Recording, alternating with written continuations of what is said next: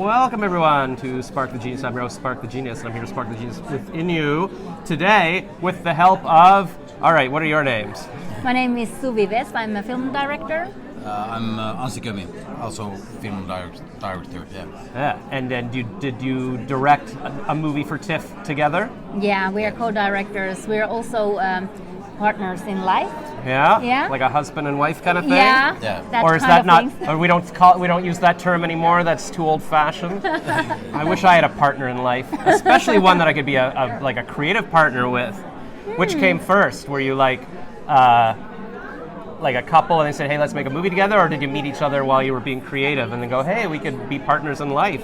Yeah, actually, I was making this comedy series. I was showrunning that with my friend, and he was editor of the series. Oh. Yeah, and it was like it's like a crazy show, and I was doing crazy stuff, and then he thought that, I would like to have that kind of mother to my children. Yes. Wow. So you were acting in it? Yeah, acting. So he's sitting there editing in the dark and going, oh yeah, Yeah. I'm going to marry this girl. we were editing it together because she was running the show. Oh, right. Wow. So that's interesting because normally women want a guy that's taking it, but she was in control, and you're just like, all right, I'll help you with anything. Yeah. I should become an editor. That's the most intimate place, is the editing room ever. Yeah, you have to make sure that if you're gonna spend there many months with somebody, You have to like them. you have to actually love that person. Wow. So make sure that you spend that time with like a great person. Yeah, choose wisely. Yeah. All right. So yeah, for both editing and partner in life, you're stuck with them for a long time. Yeah, exactly. That's amazing. So were either of you directors before, or then you decided, hey, let's start directing some stuff? Yeah, well, I was already a director. Right, you're and- director, actor, writer. Yeah. Yeah. And he was back that time he was an editor and a cinematographer. Oh. And now he's also director and Later on, actor. we did separate projects. I was directing for TV and for a long time, for a while, and Oh my we God. did this together films maybe 8 years or so. Yeah. Together the 10 years. movies. Yeah. Wow. If you ever break up, now you're screwed because it's your business as well, kind of thing. So Yeah. got to be nice to each other. But I guess it's a chance worth taking. I'm alone and have nothing, like no business, no wife. So it's like, what am I? Yeah. All right. This is good. What country are you from? From Finland, where actually I am from Samiland, but it's not like an independent country. It's occupied by Finland, Norway, Russia, and Sweden. But so we are officially Finnish citizens. Samiland? Samiland. Stami? Stapmi? Sami. Sami. Samiland. Sami. I'm a Sami. I'm indigenous Sami, and Wow. he's a Finn. I'm Finn. Yeah. This is so cool. I've never even heard of Samiland. So I'm learning something new today. It's in the Arctic region. Wow, so it's cold. It's cold, yeah. All right, well maybe. And we live there. Yeah. Up in there. Does that get lonely or is it cozy? It's cozy. It's cozy. We love it. It's because I'm a hermit, so Right, you don't want to be around people. well, not that often. No, yeah, when but you have to. You come here and then you get away. Yeah. I come here and I enjoy, but Wow. yeah. And It's good to have. We have a workroom in capital of Finland, Helsinki, also. So Yeah. we have the both sides. We get a little bit city, a little bit oh, perfect. silence. Do they need people in Finland? Could I just move there and be like, I'm going to come and do my podcast and live there? I think so. You can do that. All right, I'll try Definitely that. should Try that way. Yeah. What language do you? Is it Finnish? Is that a language? Yeah, the Finnish is the language. It's, All right. it's a language, but I also speak Sami language. That's even smaller. Like Yeah, how many? yeah. Like 10 people who speak Sami Well, language? something. Wow. I think the people. Are you like the most famous movie maker in 2000. Samiland? No, I don't think so. Really? Yeah, there's well, it depends on that who says so, because Yeah. in Sweden they have Amanda Kernel, and in Norway they have Nils Kaup, for example, and so yeah. So Okay. we are pretty many of us actually. Yeah. Oh, it's a creative place. Yeah. All right. Yeah, because we are original storytellers, so we Right. we just- It's in the culture. it's in over culture. Yeah, that's how you pass on knowledge and Yeah. everything. Now we just film our stories. And the most of the directors and filmmakers are women, so it's also like that. It's because it's a matriarchal culture, Yeah. so we have always been leaders.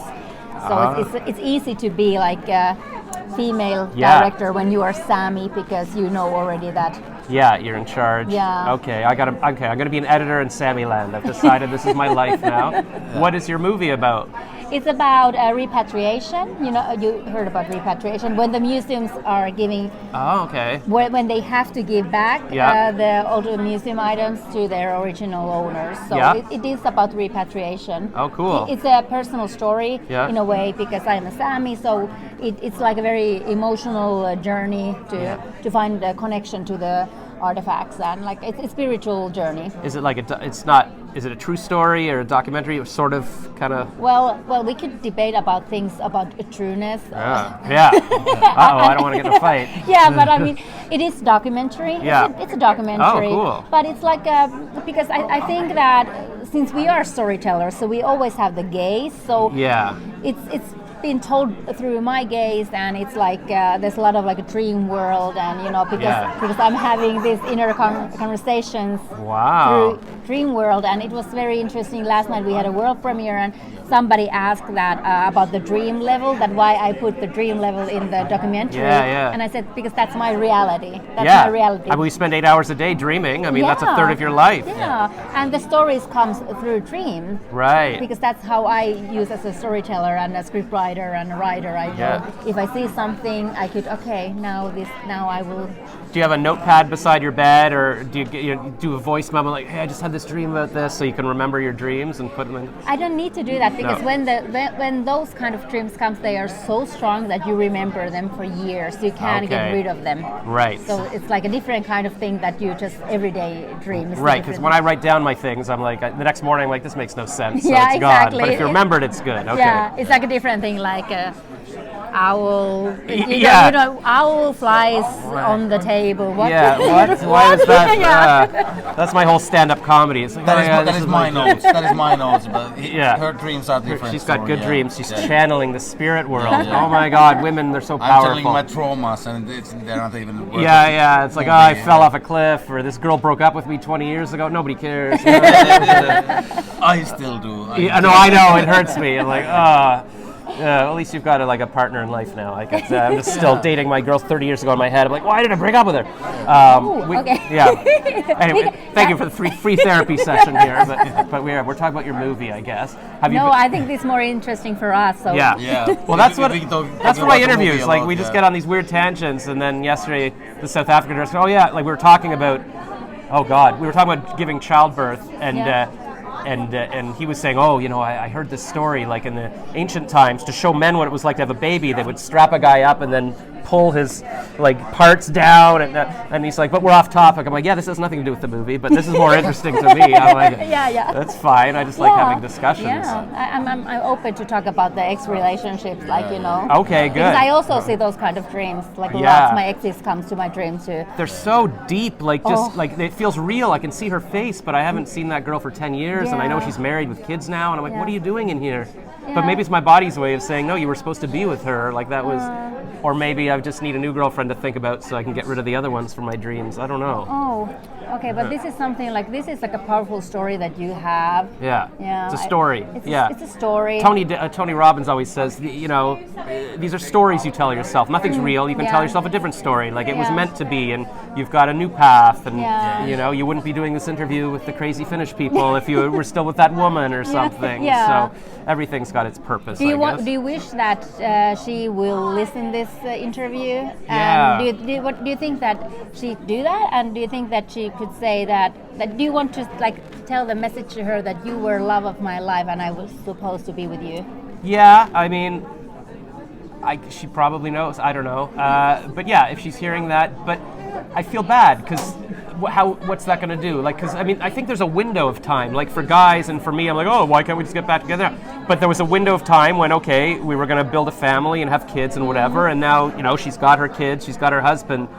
You can't go back to that. Like even if, you're the love of my life, she's got a different life now. So I wouldn't even want to put that on her and be like, let's start again. I missed the moment, or that moment was what it was. And I guess you just need to keep going. But it's hard. I keep thinking about the girl I dated when I was 18, 32 years ago, and we're not even, that was before the internet existed. We're not the same people. She married some other bald guy, she's got kids. It's it's crazy to still be thinking about it, but I think guys do. That movie High Fidelity, John Cusack was going through every girlfriend he ever had, trying to ask what went wrong.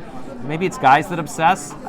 Women seem to shut it off. It's like, oh, we're done. Light switches off. You're gone. Like, no, really? You think women? You need to have some time with her. I've been listening to lots of. She talking about her ex-boyfriends? Loads of them. Even about one night stands. Wow. After 15 years. And there's bunch of relationship, and she goes through them also through the dreams after years after. Oh. You can take turns. We can take turns. Yeah. Okay. I have my bunch of the Yeah, stories. yeah. You got an ex girl. I got this guy. Yeah, it's like here's my one night stand. Yeah, it's like oh. So you can. Yeah, you can trade it back. Cover me for a while. I Okay, think yeah, I'll it's listen to them. It's like a human type. Yeah. That some people like.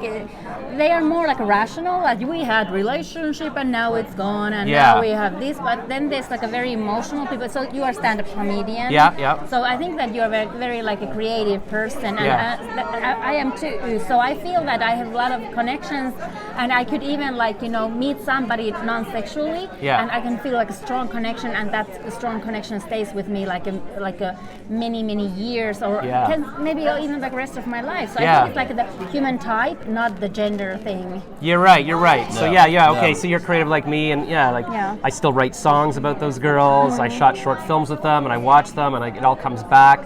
So maybe somebody like you. Yeah, there's a lot of people that I'm just looking for somebody tall and that can have kids or whatever, but there's other people that you just feel this connection. Yeah. I've been listening to podcasts about how the human brain works, and they're saying like we even form memories deep down in the photons and the light in our cells and stuff, and there's memories in our entire body kind of thing. So I'm starting to believe that kind of stuff because I just feel it so intensely, and maybe we do connect like on an energy level, and we can still feel each other. So I guess it makes me happy to think maybe I've got a girlfriend like you out there that's still like, oh yeah, spark was really like, I don't know, maybe it could have been. It's always symphony. When you meet with somebody, it might be a short symphony or long symphony, but it's always symphony. So it's whole, even though something ends. It's yin and yang. It's bringing you whole. It's a story, and then at the end, that was the symphony. That was the song. I'm part of you, and you are part of them. So forever. And that's what I like to think. That is kind of same when you get apart with person. So much of history is left, and if you cut it straight, like you never go back to it. Yeah. I feel, even though sometimes it might be a challenge when she gets into this dude 23 years ago. Yeah.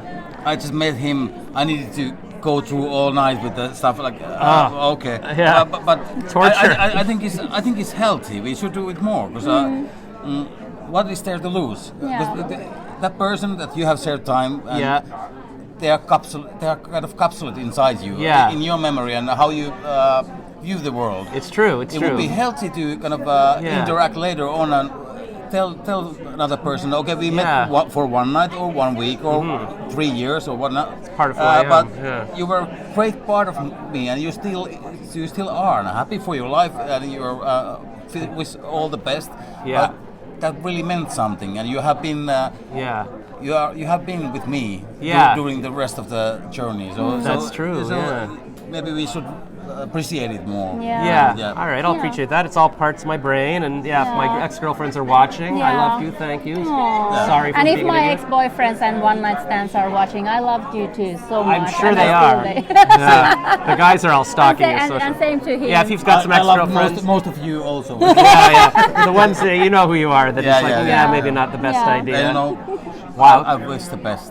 Finland, I can't be that big. You probably must bump into exes all the time. Yeah, we do that all the time. Yeah, and you're all the time. Wow, okay. Is it like Iceland where they've got an app so you can see if you're related to somebody, so you shouldn't date them? Like, is it no, that? But that's a good idea. Yeah. That is a good idea. We need that. Maybe I should go to Finland. Do you think Finland women would like me? They'd be like, oh, you're a little creative weirdo. I bet. Yeah, he thinks so. Okay, so we're not going to listen to you. No, I would say it's not about the Finnish thing. Yeah, it's more like, the creative people. I gotta find those people. But not all the creative people likes to hang around with other creative. That's true so too. So what are you actually looking for? Do you want somebody to be like equal partner in a creative field, or do you want actually that somebody would support you to be the biggest star? That's the question. I remember because I had this friend. He passed away for cancer, but he was a director, Phil Cates, and we shot commercials together. Then we shot some short films, and he met this girl.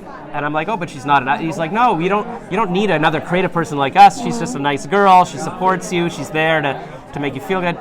But I know other people. I went to a brunch today run by this woman, Naomi. It started this organization called Firecracker Department. It's all empowered creative women. And her husband was there. He actually shot a movie where Matt played me in the movie anyways. And he's like, I'm the husband, I'm here. And I'm like, so they're both actors and improvisers. And they do stuff together, which seems dangerous because I love what you guys are doing, but it's like, oh, if anything goes wrong, everything falls apart. But that's my dream, to be with somebody that we can get up in the morning and go, hey, let's do a song together, let's shoot a movie together. Then it's a creative person. I think so. Then it's a creative. I think so, because otherwise they don't get me. They're sort of like, oh, good for you. You wrote a book or something. Like, I don't know. I guess if I meet somebody like a dentist or a doctor.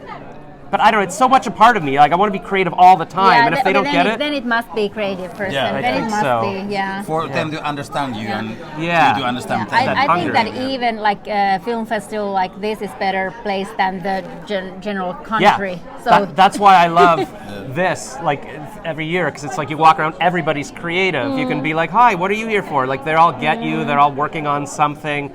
So that's why, like, I'd love my life to be just going to film festivals. I went to Sundance in January, just meeting people in the snow, and it's just so exciting. Oh, what are you working on? Like, in real life, you can't just go up to people at a coffee shop. Here, I'm going to interview you. What are we going to talk about? I don't know, like, so this is fun. Yeah, like every year I look forward to this, and then when it's over, I'm like, ugh. Yeah, you've heard about the festival crushes? Oh, is that what it is? Like at the end, post whatever, they feel bad? No. In each festival... crushes? Crushes. Oh, I thought you said crashes, like you crash at the end of it. No. Oh, festival crushes? Tell me more about this, So each festival you have like a festival crush, and it could be like a sexual or platonic, but it's like, you just start to hang around with somebody and you always go, and it could be like, like non-sexual thing. Yeah, just texting, hey, let's go to this thing, yeah, where are you? And when you go to some kind of a cocktail event, you always find yourself from next to that person, and you just like, contacting a connection. What I want, a little buddy. So I gotta find the one that or couple who you have more than superficial contact with in the yeah. Stop going for the sexy people. Go for the. But just some kind of that's like the thing. like a mental connection. A mental connection. Yeah, because some people you meet and it's like a struggle to talk to them, but other people you sit down and just instantly boom, boom, boom, boom. You can talk for an hour and it feels like it's not work and you're learning things together. Those are the people I try to connect with, and hopefully, it makes me sad when I talk to somebody and I'm like, I'll never see you again. So I'm like, add me to Instagram, like maybe we'll see you again or something. So I'd like to meet as many people as possible. It's like even doing an interview like this for the 10 minutes, I'm like, I'm not in my head. I'm not sad because I'm learning, I'm talking and stuff. And then afterwards, like, oh, I'm alone again. So so I got to keep doing this. It's exciting. Yeah, but you can do this with many people, right? Yeah, I can do it. Oh, well. Yeah, but some people are more fun to talk to than others. You guys are good. I could see, we should do a weekly show where I check in with you guys and we talk about our dream of the week or whatever. Or our ex-boyfriend of the week or whatever it is. Ex of the week. Ex of the week. I like that. I'm going to start digging them up because everybody would love to hear that. Let's pick up the dirty alarm. Because there's all these podcasts and there's a TikTok called Meet Cute, and he stalks people on the street like, how did you guys meet? Oh, we met 50 years ago. And I want to hear about the ex-boyfriends. They are more interesting thing than the current and that's story. The pain. I don't want to hear about your current stupid love story. Yeah, I want to be the ones that got away. We should do a podcast about that. Yeah. We can have a guest each week. Tell us about who you're still obsessed with. Yeah. And how did you fuck up? Yeah. Exactly. And then I recommend always that we will call that person and start to go through that. What really happened? What happened? Get the other side. Yeah, they probably appreciate it. No, it was you. No, it was you. No, it was you. How did you F up? I was in Europe 30 years ago when I was 20. Yeah. And I met, I was staying at a different went to visit a friend in France and I got bored, so I went down to Nice and stayed in all these hostels. Finally, this one guy's like, oh, there's these two girls I met. We went up all on a train together to Spain. And then they avoided us, but they told us, it's not you, we don't like this other guy. I'm like, okay. So then the last day, I went for this long walk with this beautiful girl. I was 20, she was 23, and it was her birthday, and we wrote each other notes back and forth. There was a thing she does. And then at the end of the night, I was sharing a room with someone. He took the key or something, so I had to climb in through the window to get into the room. So she knocks on my door, and she's like, hey, I just want to say something before you go to bed. And I'm like, oh, I'd have to climb outside the window. She's like, oh, okay. So she just slips the note under the door. She's like, you can have this as a bedtime story, like the note that we wrote back and forth. And then I'm like, well, maybe if I'd gone out, we would have kissed. Maybe she did ask me to go traveling with her, and I'm like, oh, I got to get back to Canada for my summer job. What stupid. But now, like every day I go through that going, oh, what if I had just climbed through, that's how I effed it up. That's how I effed that one up. Like, you don't. missed this moment. Yeah. I don't know. I got to look her up. Heidi from Vancouver. If you're watching this, I'm sorry. Heidi from please. Vancouver. It was before the internet, so I got to look up my old photos, see if I wrote her last name on a photo. But yeah, I've got a lot of oh God.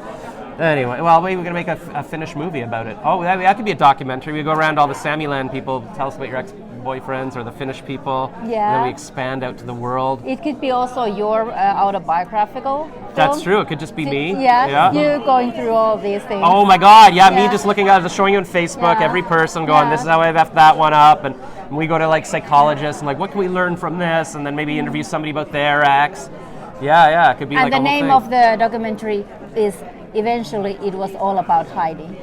Oh God! Oh, that's good. Yeah, it was all about Heidi. Yeah, it was that was that Ben Affleck movie, Chasing Amy. Like I think Amy was the one that got away, and he's always talking about chasing Amy. Yeah. So I guess it's my Heidi. Yeah. Or Sarah. Yeah. Or a lot of them were named Jen. Yeah.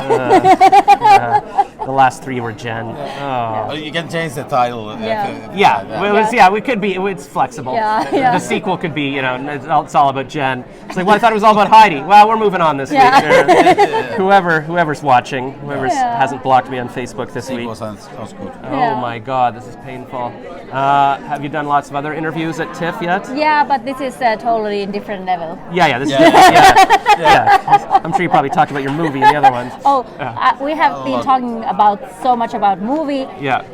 And it's a little bit weird because, we are documentary filmmakers, but we are not focusing that much to like the heavy part of in life generally. So, this is more us. Yeah, that's good. I like that. I like to just bring out I don't know, it's like talk to people like real people and stuff. I remember I talked to this guy Gary Goetz at my first TIFF. He's Tom Hanks' business partner, so he's done all his movies with him. After 2 minutes on the red carpet, he's like, "You're interesting. We should hang out," or something. He hasn't replied to my email, so I don't know if he was serious. But yeah, like I like to just, I don't know, I just like to talk. Everybody's got a story, like as a documentary film, like you can go up to anybody, and if you just ask the right questions or have the right conversation, they open up, and it just makes the world so beautiful. Like I feel like if we all talk to each other, we wouldn't be fighting as much. It's easy to tweet. Like I read recently, like I was a podcast talking about how the mind works. Like the reason we hate each other so much is that we're supposed to be interacting. We're supposed to be feeling each other's energy. But if you're tweeting, you don't have any of that connection. You're just writing words, so you're just angry, and you're not even saying it's just. And you wouldn't do that if you would be there in person. Yeah. So then I've heard two ideas on that. It's like, it's not really them because it's on the internet, or maybe it is. That's what they would do if they could, but in real life, you might get hit in the face. So is it the real them or is it not the real them at all? I don't know, but it's just not good anyways. I like to be around people for sure. Have you been to Toronto before? Yeah, I have been. Okay, like promoting movies? I have been taking part of the Imaginative Film Festival. Oh, I just got a press pass for that. I think they're having a launch on the 15th, on Wednesday or something. Are you going to come to that? Are you gone already? I have to ask my publicist about those things. All right, we'll talk to Rye. Yeah. And you can come with me. We'll interview people at that. Okay. Look, I've got a documentary. Maybe I have some exes there too. Yeah, I was going to say. Yeah, you've been to Toronto before. I'll bet you've got some exes floating around. There's some tension here, but that's fine. I'm just kidding. I don't know if it would make me happy to hear my girlfriend talk about my ex, and like be like, like it'd be exciting in a way, like, oh wow, but now I've got you. But in a way, I'd be like, ugh, you've been with other people. Oh, it just makes me sick. I don't know. No, we have very we talk very openly about things. It goes in both directions, and you got weapons, and you can mutually assured destruction. Use later. Yeah, exactly. Oh my gosh. Well, that's great. And I don't know. And then what's your goal at TIFF, like with the movie? Are you trying to sell it so it gets? Yeah, you're promoting it. Yeah. When this is this like when this going to be? Oh well, out? You know what? If I do it like last year, it won't be out for 8 months. But I'm trying to stay on top of it now. So I want to be like, I'll get out tonight or tomorrow. So while it's hot, tonight. Okay, tonight 9. All right. I don't know if people are going to see that by then. Yeah. But okay, this will be the clip I put on Instagram like right after this interview, so it'll be like viral. So tonight at 9. 9:15. 15 past 9. Yeah. Scotiabank. Quarter after 9. Scotiabank Theatre in Toronto. Yeah, and it's been amazing to be here. We have got so many beautiful reviews. It makes me emotional even when we think about these things. That how much people have been like saying so warm things about the film. Oh my God. Yeah. That's It amazing. was excellent in POV magazine. Yeah. Oh, you gotta look at all these. Oh, Yeah. are these. It's not in this, Yeah. but it just came. Yeah. Yeah. But Check it eventually, out from but eventually, POV. It was good. eventually our goal is that since we are storytellers, Yeah. despite of the if we are like we do like different genres. Yeah.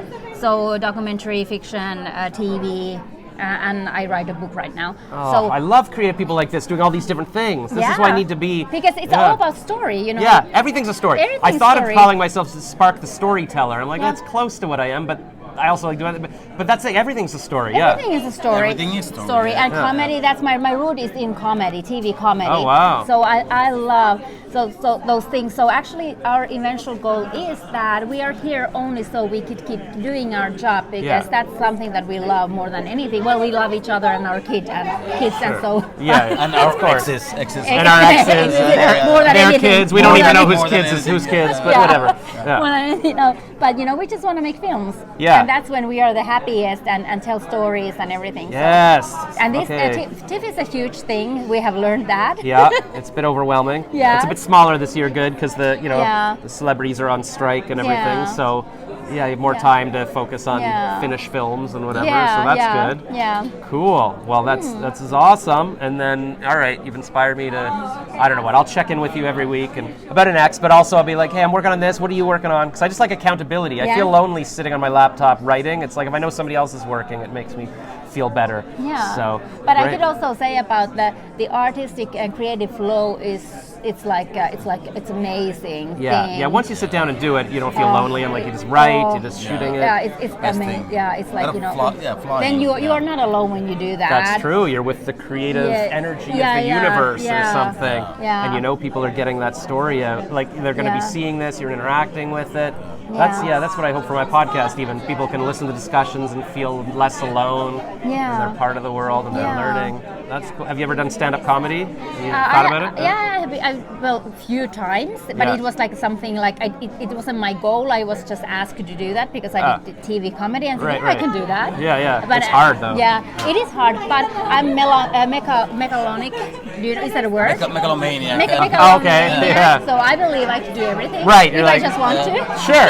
And that's the thing. Just say, you got to say just, yeah, oh, I can do it, and Yeah. you just do Yeah, it. Whatever. It's many times the phrase that we watch TV and like, I could do that. Exactly. Like But then, opera singing. Yeah, I bet but then you got to do it because then they all suck. But like if you've seen other comedians, Yeah. most people are ugh. Yeah. But they're doing it, so you Yeah. can't make fun of them. You'll be like 99% of it is getting up and doing it. Exactly. So, I'm not making fun of because I know how hard it is. Yeah, exactly. But I know that I could do that too if I Exactly. put effort to that. But Yeah. now I'm putting effort to Yeah. fiction Yeah. films and yes, those kind Sure, of things. whatever, but that's I know that's the hardest genre of comedy is Yeah. stand up.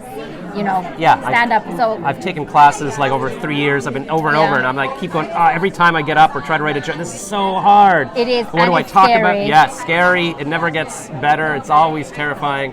I don't know why am I doing it. I don't yeah, know. I don't know Just either. to I get think good. comedians love to hurt themselves. Yeah, and I think that's why I keep breaking up with the girls too, because Yeah. I'm like, why did I break up with Sarah? Just to feel the pain. I'm like, Yeah. why would I want? I'm so stupid. Yeah, yeah. But you need new material Yeah. for the Yeah. next yeah, set or so. yeah. Yeah, I that's thi- true. I keep thinking if I was happy, I wouldn't be able to write comedy. Yeah. Well, good. I don't know. Yeah, I think that's the reason that why stand-up comedy is not being the one I chose because Yeah. I want to be happy in life. It's too much pain. It's Yeah. all. There's no way to talk about happy things. You have to Yeah. make fun of things. You Yeah. have to talk about how you screwed up and how life sucks.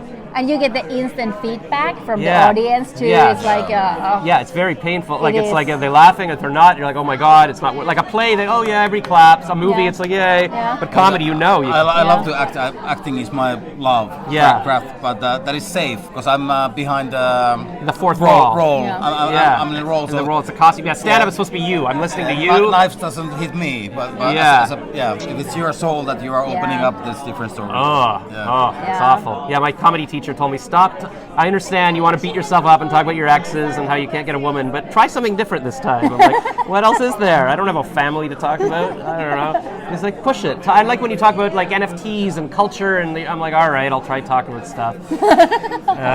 We'll see. Oh, well, there's a lot of open mics in Toronto if you want to go try your comedy act and stuff. I could do that. Sure, you can probably get in we'll film you. A couple hours to write new. Yeah, you got a couple hours now. We'll sit there, Yeah. just go, hey, here's what I did at TIFF, Yeah. whatever. I think that I'm the biggest fan of myself, so. There's your first joke. I don't know if you're allowed, because I'm the biggest fan of myself.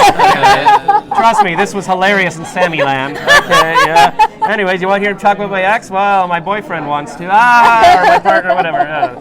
So there you go. All right. Well, that was half an hour. That was a good chat. Yes. And yeah. Thank you so much. Nice to meet you. That's a firm handshake. Oh my God, you working out? No, Look at that. Yeah, we work out.